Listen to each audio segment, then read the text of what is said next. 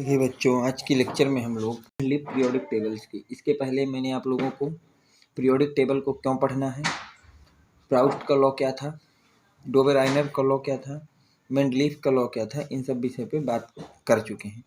आज की वीडियो में हम लोग बात करेंगे मेंडलीफ की पीरियोडिक टेबल या इसके विषय में उन्होंने क्या क्या बताया था, उस विषय पर हम लोग स्टडी करेंगे। पहली चीज़ जो आपको पता होनी चाहिए कि मेंडलीफ जो थे आपके एक रशियन केमिस्ट थे।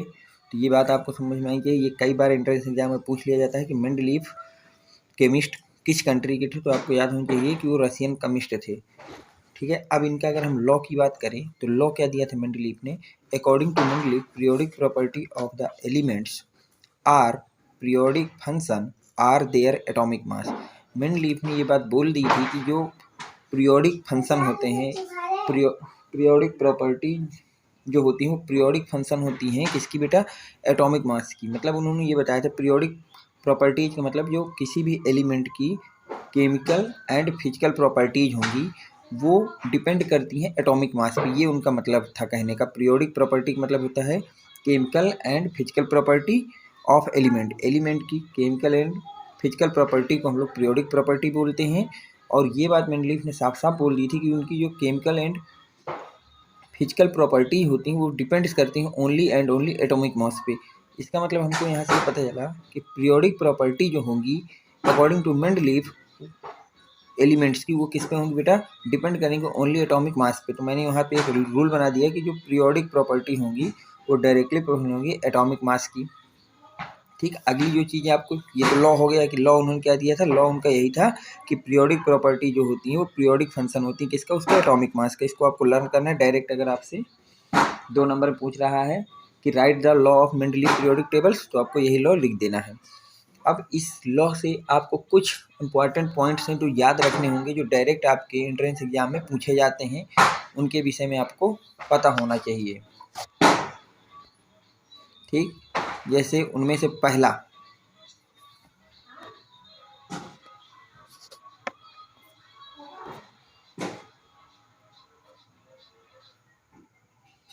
जो है वो ये था, देखिए जो ओरिजिनल पीरियोडिक टेबल थी मेंडलीव्स की, in the original periodic table of Mendeleev there vertical 12 vertical column as known as group. जो ओरिजिनल पीरियोडिक टेबल थी मेंडलीव की उसमें 12 वर्टिकल कॉलम थी बेटा। कितनी बेटा, 12 वर्टिकल कॉलम थी।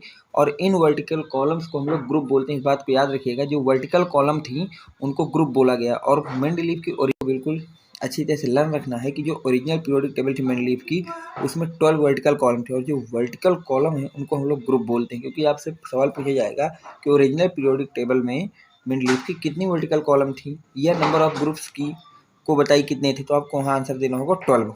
अगली चीज़ हॉरिजेंटल रो के विषय में, and 7 horizontal row known as the period. और जो मेंडलीव की ओरिजिनल पीरियोडिक टेबल थी उसमें 7 हॉरिजेंटल रो थे, और उन रो को हम लोगों ने पीरियड बोला था। क्या बोला था बेटा, पीरियड बोला था। But in the modified form there are 9 vertical column. पर अगर हम इस मेंडलीव की पीरियोडिक टेबल को मॉडिफाई फार्म की बात करते हैं तो मॉडिफाई जब किया गया तो उसमें 9 वर्टिकल कॉलम बनाए गए। शुरुआत में कितने थे, 12 वर्टिकल कॉलम थे। मॉडिफाई करने के बाद इसमें 9 वर्टिकल कॉलम। लेकिन हॉरिजेंटल रो जो थी उस ओरिजिनल में 7 थे, मॉडिफाई में भी 7 थे, और मॉडर्न पीरियोडिक टेबल जो आपकी मोजले की पीरियोडिक टेबल है उसमें भी 7 ही होंगे। ये जब अभी आपको आगे मोजले पीरियोडिक टेबल पढ़ाया जाएगा तो वहाँ आपको बताया जाएगा कि वहाँ पे भी 7 पीरियड्स हैं। तो इस बात का रखना, पीरियड में कोई चेंजमेंट नहीं आया, केवल और केवल आपके वर्टिकल कॉलम में चेंजमेंट आया था। अब मॉडिफाई करने के बाद उसमें 9 वर्टिकल कॉलम बनाया गया। उन 9 को कुछ इस तरह से रखा गया बेटा, शुरू के 8 और एक 0 ग्रुप बनाया गया। इनमें से जो शुरू के 1 से लेके 7 तक के ग्रुप थे इनको 2-2 ग्रुपों में बांटा गया। जैसे आपका फर्स्ट ए है, ध्यान समझना बेटा इस चीज़ को। अब जैसे आपके सामने ये फर्स्ट ग्रुप है मेंडलीव पीरियोडिक टेबल का फर्स्ट ग्रुप। अब इनको 2 ग्रुप में बांटा गया, एक को बोला गया फर्स्ट ए और एक को बोला गया भैया फर्स्ट बी।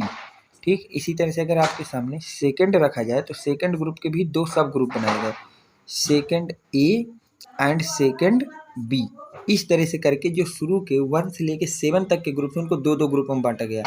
और इसके बाद जो आपके पास एट वाला ग्रुप था, ध्यान समझिएगा बेटा, एट ग्रुप को 3 भागों में बांटा गया आपके, एट ए, एट बी और एट सी। इस तरह करके एट के 3 ग्रुप के 1 0, तो टोटल 7 के 2 सब ग्रुप बराबर 14 ग्रुप, 8 के 3 ग्रुप बराबर हो गया बेटा आपके पास 3 इसमें और हो गए, और 0 ग्रुप का 1, तो टोटल 18 ग्रुप हो गए, जो कि मॉडर्न पीरियोडिक टेबल में भी 18 ही न्यू ग्रुप है, और मेंडलीफ की जो आपकी मॉडिफाइड पीरियोडिक टेबल थी उसमें भी 18 ग्रुप थे। तो इनको याद रखना है कि शुरू के 1 to 7 तक के जो ग्रुप थे इनको 2 सब ग्रुपों में एंड 8 ग्रुप को 3 सब ग्रुप में और एक 0 ग्रुप में डिवाइड किया गया था। इस तरह से उनके टोटल 9 वर्टिकल कॉलम थी और 7 हॉरिजॉन्टल रो थी। ये छोटी छोटी बातें आपको पता होना चाहिए इस लॉ के विषय में। ठीक, आगे देखिए बेटा, अब पीरियोडिक टेबल क्या था ये तो आपको समझ गया, लॉ क्या था, पीरियोडिक टेबल का लॉ क्या था ये बता दिया गया, और पीरियोडिक टेबल की कितनी वर्टिकल कॉलम और कितने हॉरिजॉन्टल रो थी, इन बातों पे हम लोगों ने बात कर ली। अब बात की जाएगी अचीवमेंट या इससे हमको क्या क्या फ़ायदे हुए। सबसे पहली चीज़ जो मेंडलीफ ने बोली थी अपनी पीरियोडिक टेबल में, वो ये बोली थी कि element with similar property were placed in the same group, कि वो सारे एलिमेंट जिनकी प्रॉपर्टी कैसी है बेटा, सिमिलर हैं, जिनकी chemical and physical property same हैं, उनको हम एक ही जगह रखेंगे, और जो उन सब के रखने की पोजीशन होगी उसको हम ग्रुप बोलेंगे। सारे एलिमेंट्स जिनकी प्रॉपर्टी सेम होंगी उनको एक ग्रुप में रखेंगे, ऐसा उन्होंने पहले चीज़ बोली। दूसरी चीज़, it was easy to study and compare the property of element at one place. इससे हमको ये आसानी हो गई कि किसी भी एलिमेंट के विषय में अगर हमको स्टडी करना है या उसकी प्रॉपर्टी किसी अनदर एलिमेंट के साथ कंपेयर करना तो आसान हो गया कि ग्रुप में प्रेजेंट सभी तत्वों में से, सभी एलिमेंटों में से किसी एक एलिमेंट की आप प्रॉपर्टियों को पढ़ लीजिए और उसी के अप्रॉक्सीमेट सेम अदर एलिमेंटों की प्रॉपर्टी होगी। तो इससे ये हुआ कि ग्रुप में कई कई एलिमेंट आए, लेकिन उनमें से किसी एक एलिमेंट की स्टडी करने से उस ग्रुप के जो बाकी बचे एलिमेंट्स थे उनकी स्टडी ना करते हुए हम उसी फर्स्ट जिस एलिमेंट से आपने स्टडी की है उससे उनको कंपेयर कर सकते थे। इसके बाद देखिए वेरी मोस्ट इंपॉर्टेंट पॉइंट है जहाँ से आपका जेई और नीट में क्वेश्चन उठता है कि मेंडलीफ की जो predict the property at the same elements which were not known at that time and left some gaps for them। Mendeleev ने कुछ ऐसे एलिमेंटों के लिए भी भविष्यवाणी कर दी थी जो उस समय हमारी डिस्कवरी नहीं थे, केवल उनकी भविष्यवाणी नहीं की थी और उनकी जो है प्रॉपर्टी भी डिफाइन कर दी थी कि यहाँ पे कोई एलिमेंट आएगा उसके लिए कल के दिन भविष्य में खोजा जाएगा, उसकी प्रॉपर्टी ये होंगी, उसके गुणधर्म ये होंगे, उसकी प्रॉपर्टी ये होंगी, ये सब उन्होंने बताया था। जैसे कुछ एग्जाम्पल की मैं बात करता हूँ, जैसे उन्होंने पहला एक स्थान छोड़ा इका एल्युमिनियम। इका का मतलब आपके केमिस्ट्री में बेटा होता है के आगे, इका का मतलब होता है के आगे एल्युमिनियम। अब एल्युमिनियम के आगे बोला गया कि एक तत्व होगा जो कभी आएगा, एल्युमिनियम तक उन्होंने डिस्कवरी की थी, एल्युमिनियम के बाद एक उन्होंने गैप छोड़ा और उसका नाम दे दिया बेटा इका एल्युमिनियम, मतलब एल्युमिनियम के बाद कुछ आएगा। ठीक इसी तरह सिलिकॉन के बाद एक गैप छोड़ा था जिसका नाम होता है इका सिलिका, मतलब सिलिका के आगे कुछ आएगा। तो इका एल्युमिनियम की जगह जो हमारा नया तत्व फाउंड हुआ वो गैलियम हुआ, और इका सिलिका की जगह जो हमारा नया तत्व फाउंड हुआ फ्यूचर में उसका नाम जर्मेनियम था। अब देखिए मेंडलीफ ने क्या बताया और एक्चुअल में उनका क्या निकला उस पर हम लोग कंपेयर करते हैं। मेंडलीफ ने बताया कि जो इका एल्युमिनियम होगा, जो मतलब एल्युमिनियम के बाद तत्व आएगा फ्यूचर में, उसका एटॉमिक वेट 68 होगा। जब गैलियम आया तो उसका एटॉमिक वेट 70 हुआ, अप्रॉक्सीमेट सेम ही मानिए इसको। ठीक इसी तरह बोला कि इका सिलिका के बाद जो आपका सिलिका के बाद जो एलिमेंट आएगा उसका एटॉमिक वेट 72 होगा। और जब डिस्कवरी हुई वो आया जर्मेनियम, जब डिस्कवरी हुई बेटा तो आया आपका जर्मेनियम जिसका एटॉमिक वेट होता है 72.6। देखिए कितना उन्होंने एग्जैक्ट पॉइंट बताया था, उन्होंने जितना बोला उसी के आसपास आ रहे हैं। इसके बाद उन्होंने बोला कि जो इका एल्युमिनियम एलिमेंट आएगा उसका डेंसिटी होगी 5.9, डेंसिटी आई कितनी बेटा 5.94 आई। इसी तरह उन्होंने बोला कि जो इका सिलिका होगा उसकी डेंसिटी होगी 5.5, और उसकी जब डेंसिटी डिफाइंड की गई जब तत्व की डिस्कवरी हुई तो वो आपके पास आई 5.36। अब देखिए उसका कंपेयर देखिए, जितना उन्होंने बोला उसी के इर्द गिर्द सारी चीज़ें हैं, कुछ गलत नहीं आया। बोला गया जो इका एल्युमिनियम की जगह पे एलिमेंट आएगा उसका जो मेल्टिंग पॉइंट होगा वो लो होगा। देखिए गैलियम का मेल्टिंग पॉइंट 30.2 है, बहुत ही लो ही माना जाएगा इसको। बोला जो इका सिलिका की जगह एलिमेंट आएगा उसका जो मेल्टिंग पॉइंट होगा हाई होगा। देखिए 1231 है ये, सॉरी ये आपका पॉइंट नहीं है, ये ऐसे ही लग गया है। 1231 ये आपका वेरी हाई मेल्टिंग पॉइंट इसको माना जा सकता है। इसी तरह से उन्होंने बताया जो इका एल्युमिनियम का एलिमेंट आएगा उसका जो ऑक्साइड का फार्मूला होगा E2O3 टाइप का होगा, जहाँ ई आपके ऑक्साइड का उसका नाम होगा जो तत्व इका एल्युमिनियम की आएगा। जब फाउंड हुआ गैलियम तो उसका ऑक्साइड का फार्मूला Ga2O3, देखिए इसी के सेम मिल रहा है।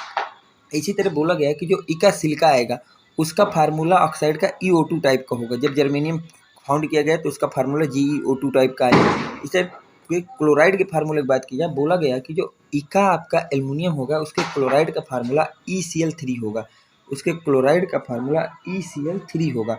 जब डिस्कवरी हुई गैलियम की तो उसका फार्मूला क्या है, देखिए ई की जगह आपका Ga आ गया, सेम फार्मूला आ रहा है। इसे इका सिलिका के क्लोराइड का फार्मूला बोला गया ECl4 आएगा। जब डिस्कवरी की गई तो आया GeCl4। तो देखिए जो जो प्रॉपर्टी मेंडलीव बता के गए थे कि इका एल्युमिनियम, इका सिलिका, इसी तरह से और भी गैप छोड़े थे कि यहाँ पे जो तत्व आएगा उसके एटॉमिक वेट क्या होगा, डेंसिटी क्या होगी, मेल्टिंग पॉइंट क्या होगा, फार्मूला ऑफ ऑक्साइड क्या होगा, फार्मूला ऑफ क्लोराइड क्या होगा, वो सब सेम आता गया, मिलिया लगभग अप्रॉक्सीमेट आता गया। तो एक बहुत बड़ी बात है कि किसी चीज़ को अगर किसी साइंटिस्ट को पता भी नहीं हो कि यहाँ पे कोई चीज़ आएगी या नहीं आएगी और उसकी प्रॉपर्टियों को डिफाइन करके चले जाना, ये एक बहुत ही बड़ा अचीवमेंट होता है। तो सबसे बड़ा अचीवमेंट इनका यही था। ठीक है, ये तो आपको याद नहीं रखना, ये तो मैंने आपको कंपेयर के लिए बता दिया। याद जो रखना है उसको ध्यान से समझिएगा। वो याद रखना है आपको कि गैप उन्होंने कहाँ कहाँ छोड़े थे। तो उन्होंने पूरी पीरियोडिक टेबल में 4 गैप छोड़े थे। बेटा कितने गैप छोड़े थे? 4 गैप छोड़ा था। एक इका सिलिका मतलब सिलिकॉन के आगे गैप छोड़ा था जिसकी जगह जर्मेनियम आया। इसी तरह इका एल्युमिनियम, एल्युमिनियम के आगे एक गैप छोड़ा था जिसकी जगह गैलियम आया। इसी तरह से इका बोरान, बोरान के आगे एक गैप छोड़ा जिसकी जगह स्कैंडियम आया। इसी तरह से इका मैग्नीज जिसके आगे आपका टेक्नीशियम आया। तो ये 4 गैप छोड़े थे जहाँ पे ये तत्व आया। और इनको याद रखना है कि इका सिलिका किसे कहते हैं, इका एल्युमिनियम किसे कहते हैं, इका बोरान किसे कहते हैं और इका मैग्नीज किसे कहते हैं। ये सारे तत्व मैंने लिख दिए हैं। इका का मतलब है कि आगे, और जो आगे लिखा हो, सिलिका के आगे कौन आया, एल्युमिनियम के आगे कौन आया, बोरान के आगे कौन आया, मैग्नीशियम के आगे कौन आया। तो इन चारों को याद रखिए। यहाँ से 100% क्वेश्चन आपको उठता है, जब आता है तो बच्चों को याद नहीं रहता। तो इसके लिए एक जुगाड़ मैं आपको दे रहा हूँ जिससे आप इसको याद रखेंगे, बहुत आसान होगा। देखिए SI से आप ले लीजिए सीता, SI से आप क्या ले लीजिए बेटा, सीता। G से ले लीजिए गीता, सीता गीता से एल्युमिनियम से ले लीजिए अलग, सीता गीता से अलग, एल्युमिनियम और गैलियम को मिला के कह लीजिए अलग। ठीक है, सीता गीता से अलग है। बोरान से ले लीजिए B और स्कैंडियम से ले लीजिए SC, BSC नहीं। मैग्नीज से M ले लीजिए और टेक्नीशियम से TC ले लीजिए, MSC नहीं, बीटेक है। तो याद ऐसे रखेंगे, सीता गीता से अलग है, BSC नहीं, MTech है। क्या है बेटा, MTech है। तो इस तरह से इनको याद रखने के जुगाड़ है। आगे के लेक्चरों में आपको बहुत ही सिंपल तरीके से केमिस्ट्री पढ़ाई जाएगी। केमिस्ट्री से आपको बिल्कुल भी डरने की जरूरत नहीं है। बस केमिस्ट्री को थोड़ा सही से पढ़ाया जाता है, सीक्वेंस से चला जाता है। केमिस्ट्री अन्य सब्जेक्टों की तरह नहीं है कि आप रैंडमली कहीं से भी उठा के उसको कहीं से भी पढ़ा दीजिए, बच्चे के समझ में आ जाए। इसमें स्टेप वाइज स्टेप चलता है। आपको जब पहला स्टेप आएगा तभी केमिस्ट्री का अगला स्टेप आप सीख पाएंगे। ठीक है, तो जिस तरह से मैं आपको बता रहा हूँ, कई आपको फंडामेंटल टूल्स दिए जाएंगे, छोटी छोटी ट्रिकें बताई जाएंगी जिनकी मदद से आप याद कर सकते हैं। जैसे देखिए, ये चारों एलिमेंटों को याद करना एक बहुत ही बड़ा बिग डील होती है स्टूडेंट के लिए। मैंने उसके लिए आपको एक सिंपल सा जुगाड़ दिया कि सीता गीता से अलग है, BSC नहीं, MTech है। इस तरह से आप 2-3 बार इसको रटेंगे और धीरे धीरे आपको ये याद हो जाएगा। ठीक है, अगला अचीवमेंट क्या था, ऑल 63 एलिमेंट वेयर अरेंज। सबसे बड़ा अचीवमेंट यही था कि जब मेंडलीव ने पीरियोडिक टेबल दिया उस समय इसके पहले के जितने भी आपके पीरियोडिक लॉ थे उनके सबके लॉ लग तो रहे थे, लेकिन वो सारे के सारे लॉ उस समय जिसके समय जितने भी एलिमेंट डिस्कवर थे उन सभी एलिमेंटों को अपने पीरियोडिक लॉ के अकॉर्डिंग डिफाइन नहीं कर पा रहे थे। लेकिन मेंडलीव आपके पहले साइंटिस्ट थे जिन्होंने अपने समय पे जितने भी नॉन एलिमेंट थे उन सब को अपनी पीरियोडिक टेबल में अरेंज किया। उनकी संख्या भी आपको याद होनी चाहिए कि उनकी संख्या आपकी 63 होती है। ठीक है, दूसरी मेन बात ये आपको याद रखना है, inert gas were not discovered at that time. Mendeleev के समय तक कोई भी इनर्ट गैस आपको डिस्कवर नहीं थी।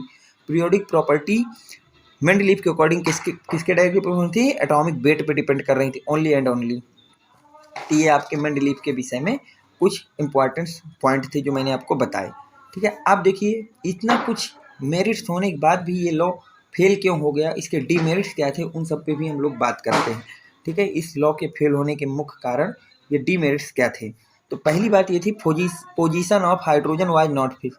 हाइड्रोजन की पोजीशन फिक्स नहीं थी, इसलिए हाइड्रोजन को ये मेंडलीव ये नहीं बता पा रहे थे कि उसको कहाँ पे रखना है, उसको रैंडमली कहीं पे भी रखते रहे थे हर बार। तो इसलिए position of hydrogen was not fix, इसके लिए फेल हुआ। दूसरा मेन जो पॉइंट है बेटा, no separate position was given for isotopes. Isotopes का मतलब क्या होता है, ऐसे एलिमेंट जिनका एटॉमिक नंबर सेम हो बट एटॉमिक वेट डिफरेंट हो। जबकि मेंडलीव के अकॉर्डिंग ये था कि जो पीरियोडिक प्रॉपर्टी होती है वो डिपेंड करती है एटॉमिक वेट में। इसका मतलब कि अगर एटॉमिक वेट चेंज हो रहा है तो उनकी प्रॉपर्टीज भी चेंज होंगी। तो इसके लिए मेंडलीव को आइसोटोप्स के केस में सभी एलिमेंटों के लिए अलग अलग पोजीशन देनी चाहिए थी, परंतु जो आपके मेंडलीव साहब थे उन्होंने no separate position was given for isotopes. Isotopes के लिए कोई भी सेपरेट पोजीशन नहीं दी गई थी।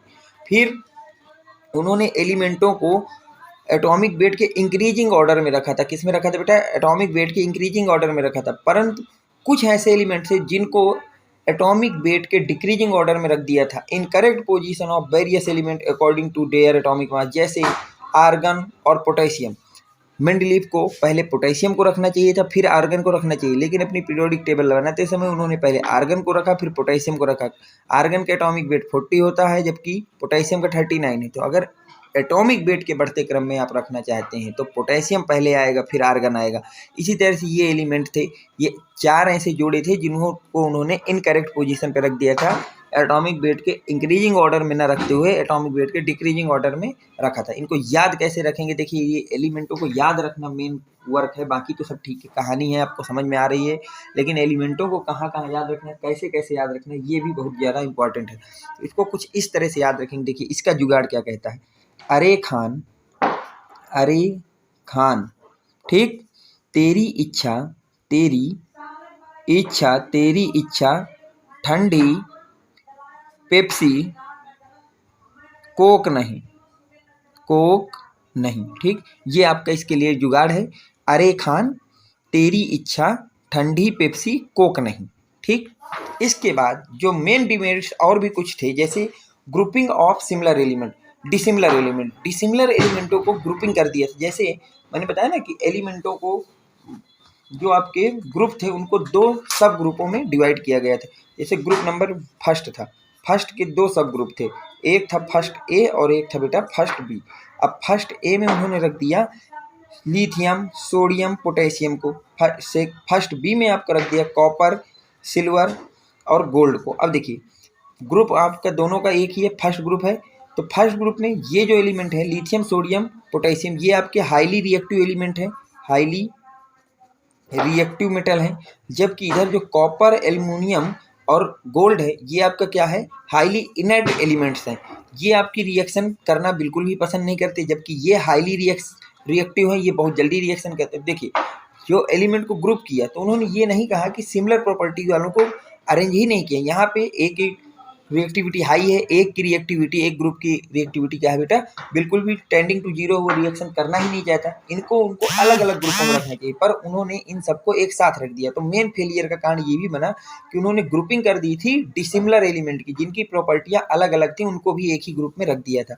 इसके बाद नेक्स्ट जो मेन बात थी सेपरेशन ऑफ सिमिलर एलिमेंट, जबकि वो एलिमेंट जिनकी प्रॉपर्टी सेम थी उनको अलग अलग रख दिया। जैसे प्लेटिनम और गोल्ड, ये आपके बहुत ही कम रिएक्शन करते हैं, ठीक है, इनकी जो रिएक्टिविटी है वो बहुत ही लो होती है, वेरी लो होती है। तो इनको क्या करना चाहिए? तो उनको अलग अलग ग्रुपों में नहीं रखना चाहिए थे, एक ग्रुप में रखना चाहिए। फिर भी जब मेंडलीव ने पीरियोडिक टेबल बनाई तो प्लेटिनम को अलग रखा और गोल्ड को अलग रखा। तो एक डिमेरिट ये भी हो गया कि जो सेपरेट सिमिलर प्रॉपर्टी वाले एलिमेंट थे उनको सेपरेट कर दिया और डिसिमिलर प्रॉपर्टीज वाले एलिमेंट को ग्रुपिंग कर दिया। तो ये मेन इसके डिमेरिट्स है, जिसके कारण ये लॉ आपका फेल हो गया। इसके बाद आपके मोजले साहब आते हैं।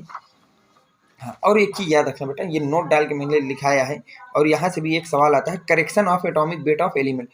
कुल मिला के ऐसा है कि जब मेंडलीव ने अपनी पीरियोडिक टेबल दी थी तो कई ऐसे एलिमेंट थे जिनका एटॉमिक वेट उन्होंने गलत रख रहा था। उस समय के अकॉर्डिंग सही था, लेकिन फिर मॉडर्न टाइम पे जब उसको और सही से देखा गया तो उनके एटॉमिक वेट कुछ और आए। तो उनको भी याद रखना है जिन जिनके एटॉमिक वेट अब मॉडर्न पीरियोडिक टेबल में चेंज हो गए।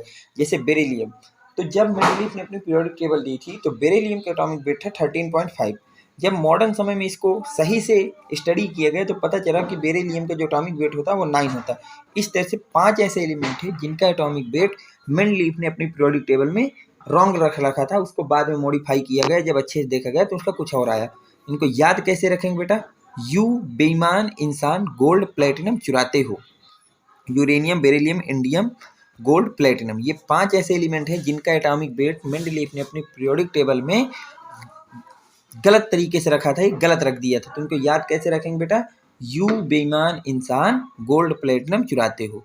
बस। इसके अलावा आपको मेंडलीव के पीरियोडिक टेबल में कुछ भी नहीं पढ़ना है। और अगर आपका क्वेश्चन मेंडलीव के पीरियोडिक टेबल से आता है तो जितनी पॉइंट आपको बताए गए, अगर आप इतने पॉइंट पढ़ के जाते हैं तो मेंडलीव के पीरियोडिक टेबल से रिलेटेड कोई भी सवाल आपके किसी भी एंट्रेंस में या स्कूल एग्जाम में या बोर्ड एग्जाम में कभी भी आपका रॉन्ग नहीं होगा। इसके अलावा आपको मेंडलीव के कुछ भी नहीं पढ़ना, कहीं से भी नहीं पढ़ना। जितना पढ़ना होगा मुझे बता रहा हूँ उतना ही आप पढ़ते जाइए।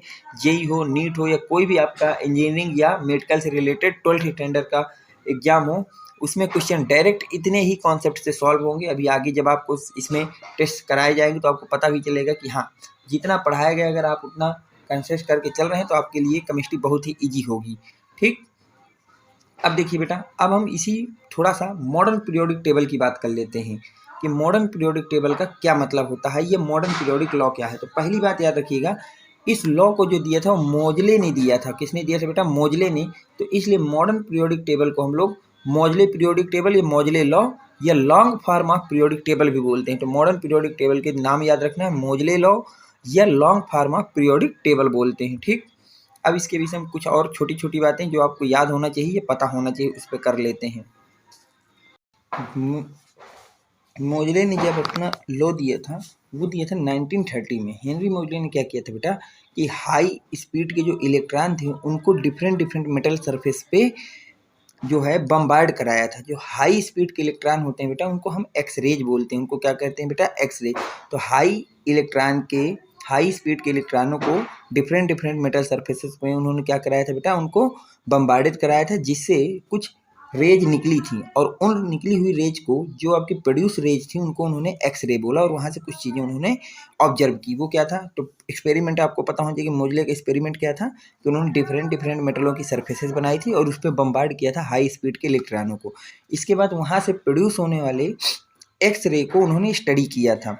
ही observed regulating in their characteristic X-ray spectra of element. और उन्होंने सभी एलिमेंटों से या सभी मेटल के सरफेसों से निकलने वाली एक्स-रे को स्टडी किया था और एक फार्मूला बेटा बनाया था, root F equal to A bracket के अंदर जेड माइनस बी, जहाँ एफ जो बताता है कैरेक्टरिस्टिक ऑफ एलिमेंट, मतलब जो एलिमेंट है उसकी प्रॉपर्टियों को बताएगा, जेड आपका एटॉमिक नंबर को बताएगा और ए बी आपका कांस्टेंट होगा। तो उन्होंने दो ग्राफ को प्लॉट किया था। कितने बेटा? दो ग्राफों को। पहला प्रॉपर्टी ऑफ एलिमेंट और मास के बीच में, एटॉमिक मास के बीच में, और यहाँ से उन्होंने देखा था कि जो एलिमेंट की प्रॉपर्टी हैं वो कहीं यहाँ आ रही हैं, कहीं यहाँ आ रही है। ये जो रेड रेड बिंदियाँ आपको बिंदु दिख रहे हैं, ये पॉइंट आपके बताए गए हैं कि अलग अलग एलिमेंटों को प्रॉपर्टी, किसी की प्रॉपर्टी यहाँ जा रही, किसी की यहाँ जा रही, किसी की यहाँ जा रही, किसी की यहाँ जा रही।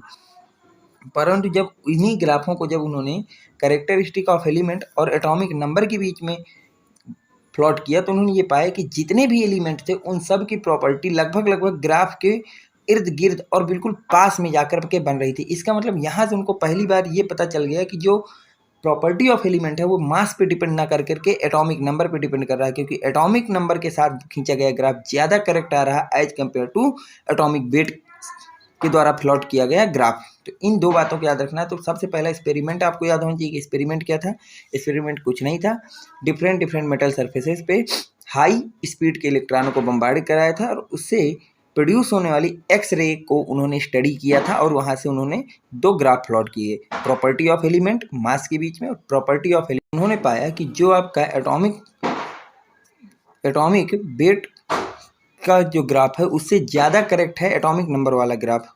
ठीक है, अब चलते हैं आगे बेटा। उम्मीद करते हैं ये एक्सपेरिमेंट आपके समझ में आ गया होगा कि एक्सपेरिमेंट उन्होंने क्या दिया था। ठीक, चलते हैं नेक्स्ट चीज़ों पे। और भी छोटी छोटी कई चीज़ें हैं जो आपको याद होना चाहिए अच्छी तरह से बेटा। जैसे मॉडर्न पीरियोडिक लॉ, कि मॉडर्न पीरियोडिक अब लॉ क्या है। तो मॉडर्न पीरियोडिक लॉ वही हो गया बेटा, modern periodic table is based on Moseley law. ये तो आपको मैंने पहले ही बता दिया।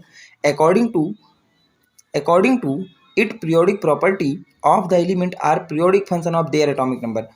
मेंडलीव ने बताया था जो पीरियोडिक प्रॉपर्टी होते हैं पीरियोडिक फंक्शन होता है एटॉमिक वेट का, जबकि मोजले ने बताया था कि जो पीरियोडिक प्रॉपर्टीज होती हैं वो पीरियोडिक फंक्शन होती हैं किसका बेटा? एटॉमिक नंबर का। अब बात आ गई पीरियोडिसिटी किसे कहते हैं। पीरियोडिसिटी का मतलब कुछ भी नहीं होता, एक सर्टेन इंटरवल के बाद एलिमेंट के प्रॉपर्टियों का रिपीटेशन को ही हम लोग पीरियोडिसिटी कहते हैं। तो repetition of similar property of the element after certain regular interval of time is known as periodicity. Periodicity का मतलब क्या है कि सम सर्टेन इंटरवल के बाद किसी भी एलिमेंट की प्रॉपर्टी को रिपीट हो जाना, प्रॉपर्टी ऑफ एलिमेंट को रिपीट हो जाना ही आपका पीरियोडिसिटी कहलाता है। ठीक, ये समझ गए हो। अब आ गया कॉज ऑफ पीरियोडिसिटी की पीरियोडिसिटी किसके कारण होती है, ये रिपीटेशन क्यों होता है प्रॉपर्टी का। तो उसका रीजन ये है बेटा कि जो इलेक्ट्रॉनिक कॉन्फ़िगरेशन होता है आउटर मोस्ट शेल का, उसका क्या हो जाना, सेम हो जाना after some interval, similar electronic configuration of element. इस कारण किस लिए बेटा, क्योंकि रिपीटेशन होता है किसका, सिमिलर इलेक्ट्रॉनिक कॉन्फ़िगरेशन का in outermost shell, then regular interval of time, कुछ समय बाद कुछ पोजीशनों को छोड़ के सिमिलर इलेक्ट्रॉनिक कॉन्फ़िगरेशन आ जाता है आउटर मोस्ट शेल का, इसलिए उनमें पीरियोडिसिटी होती है। तो ये आपकी छोटी छोटी बातें थी बेटा जो मैंने की हैं। ठीक है, आपको आज मैंने मोजले लॉ और मेंडलीफ लॉ के विषय में स्टडी की है। अब हम लोग नेक्स्ट लेक्चर में स्टडी करेंगे क्लियरली से मेन पीरियोडिक टेबल, उसमें 118 एलिमेंटों के विषय में, उनको याद कैसे रखेंगे और छोटी छोटी ट्रिकों के द्वारा उस टेबल को मैं आपको याद कराने की पूरी कोशिश करूंगा, क्योंकि हमको उन सभी के सभी 118 एलिमेंट के विषय में थोड़ा थोड़ा नॉलेज होना चाहिए। तो अब हम नेक्स्ट वीडियो में पीरियोडिक टेबल के बेसिक पॉइंटों को पढ़ेंगे। लॉ इतने ही आपके सिलेबस में हैं, मैंने सारे लॉ को करा दिए हैं। डोबेराइनर की बात हो गई, लेवासियर साहब के लॉ की बात हो गई, प्राउड साहब की बात हो गई, लोथरमेयर की बात हो गई, मेंडलीफ की बात हो गई, मोजले साहब की बात हो गई। इन सभी लॉ को आपको पढ़ लेना है। इसके अलावा कोई भी पीरियोडिक लॉ आपके सिलेबस में है नहीं। जितना भी लॉ था मैंने आपको करा दिया है। अब छोटे छोटे टर्मिनोलॉजी हैं जो पीरियोडिक टेबल में यूज होती हैं, उनको मैं आपको नेक्स्ट वीडियो में करा दूंगा। उम्मीद करता हूँ कि ये वीडियो आपको हेल्पफुल रहेगा आपके बोर्ड एग्जाम के लिए, आपके बेसिक नॉलेज के लिए, आपके एंट्रेंस एग्जाम के लिए, या जो भी आप जिस भी सब्जेक्ट के लिए आप तैयारी कर रहे हैं उन सब के लिए मैं उम्मीद करता हूं कि ये लेक्चर आपके लिए हेल्पफुल रहे। अगर आपको वीडियो पसंद आया हो तो वीडियो को लाइक करें, वीडियो में कमेंट जरूर से ज़रूर करें, अपने फ्रेंड सर्कल में ज़्यादा से ज़्यादा लोगों तक शेयर करें। Thanks for watching, next video coming soon.